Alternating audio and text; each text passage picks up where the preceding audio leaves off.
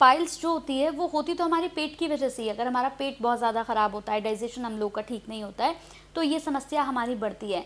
तो ये जो गोलियां हैं, इन गोलियों को खाने से ठीक हो जाएगा? इससे तो कॉन्स्टिपेशन ठीक होता है। अच्छा। एक ना पेट के अंदर जितनी भी इन्फेक्शन है ये उसको ख़त्म कर अच्छा। देता है। तीसरी चीज़, जी। इसका साइड इफ़ेक्ट नहीं होता। आपको शायद पता हो कि पहले जब बच्चे दूध पीते थे अपनी माँ का, अभी भी पीते हैं, जो लंबे समय तक पीते थे, जब छोड़ने की उम्र आ गई, बच्चा छोड़ नहीं रहा, एक एक डेढ़ साल के भी हाँ पी पी रहे हैं, तो उस समय दादियाँ जो होती थी वो ना उसके निप्पल पे, उसकी माँ के जो निप्पल होते हैं उसके ऊपर ये लगा देती थी रसौंत थोड़ी सी। वो बच्चा चाटता था, उसको कड़वा लगता था, वो हट जाता था। वो इसलिए लगाती थी, उसका नुकसान भी नहीं, बच्चे के पेट को फ़ायदा भी होगा। तो बोले एक पंथ दो काज। तो ये जो चीज़ है ये फ़ायदा करती है। और दूसरी बात, ये रोग अगर पैदा होने के दो कारण मैंने बताए, पित्त और कफ का दोष ज़्यादा हो जाए, वात का रोग ज़्यादा हो जाए। लेकिन ज़्यादा क्या होता है कि जब हम विपरीत आहार खाते रहते हैं। लेकिन गोयल साहब, जब हमारा जो खान पान होता है वही ठीक ना हो, अगर हम विरुद्ध आहार खाते हैं, फिर विरुद्ध आहार कोई भी खाते हैं तो उससे भी ये पैदा होता है। उससे क्या होता है कि कॉन्स्टिपेशन बनता है। अच्छा, मैक्सिमम जो बवासीर के रोगी हैं उनको कब्ज होती है। अगर उनका कब्ज दूर कर दिया जाए तो बवासीर अपने आप नॉर्मल।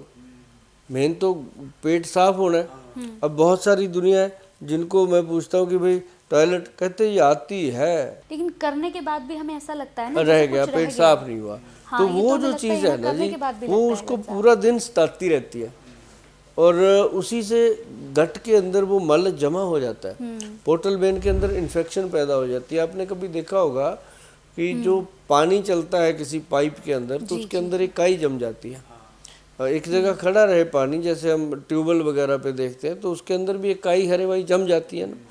तो वही है कि जब ये हमारे फूड पाइप में जम जाता है, जमा हो जाता है वायरस, तो वो उसके अंदर जब भी आप कुछ खाओगे या तो जलन होगी, एसिडिटी होगी, कुछ भी होगा, तो उसको शांत करना बहुत ज़रूरी है, उस पाइप को साफ करना। अब उसके लिए काम आता है त्रिफला।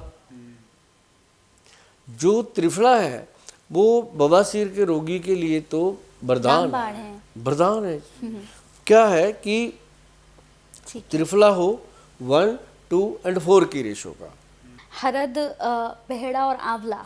1 हरड़, 2 बहेड़ा और 4 आंवला, ये एक रेशो है। अगर इस रेशो में आप त्रिफला बना लेते हो, आप बनाना भाई, 100 ग्राम हरड़, 200 ग्राम बहेड़ा और 400 ग्राम आंवला घर पे लाइए। उसको ला के अच्छे से पानी में वॉश वूश करके सुखा के, उसके बाद उसको सुखा के फिर उसको कूट के छान के उसको पाउडर बना लीजिए। अच्छा। तो वो बनेगा असली त्रिफला।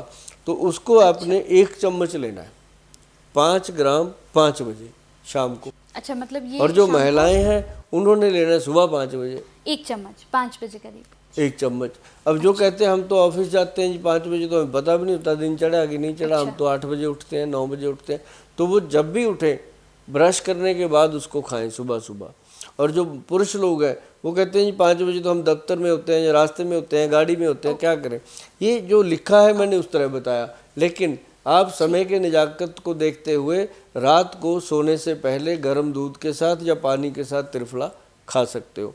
तो उससे क्या होगा, ये पेट को सफाई करता है और आंतड़ियों के अंदर जमा हुआ जो मल होता है उसको ऐसे खरुच के, जैसे हम ब्रश के साथ बॉटल को वॉश करते हैं, ऐसे खरोच के उसको निकालता है। और आप देखते हैं कि अगर हमें जो 2 या 3 महीने तक इसको खा लिया त्रिफला पाउडर को, तो वो मतलब एक तरह से पूरा साफ हो जाता है। हाँ, मतलब पूरा डिटॉक्स हो जाएगा ना एक तरह से। हाँ, और इसके साथ अगर थोड़ा सा कलौंजी मिला दिया जाए तो ये बनता है त्रिफला अमृत जी। जो त्रिफला अमृत है, इसको आप कभी गूगल पे जाके सर्च करना, त्रिफला अमृत पाउडर। आप देखेंगे कि इतनी दुनिया ले रही है इसको और सिर्फ हम ही नहीं ले रहे, ऐसा लगेगा कि हम ले ही नहीं रहे। तो ये जो लोग बीमार हैं उनके लिए तो वरदान है, और जो लोग तंदुरुस्त हैं वो खाएं, उनके लिए रामबाण है। मतलब उनके लिए तो ऐसा चमत्कारी है कि उनको कोई बीमारी नहीं होती, वजन नहीं बढ़ता। ऐसी बहुत सारी चीज़ें जो गट हेल्थ से जुड़ी हुई हैं उनका समाधान है, और बवासीर के रोगियों के लिए तो वरदान है।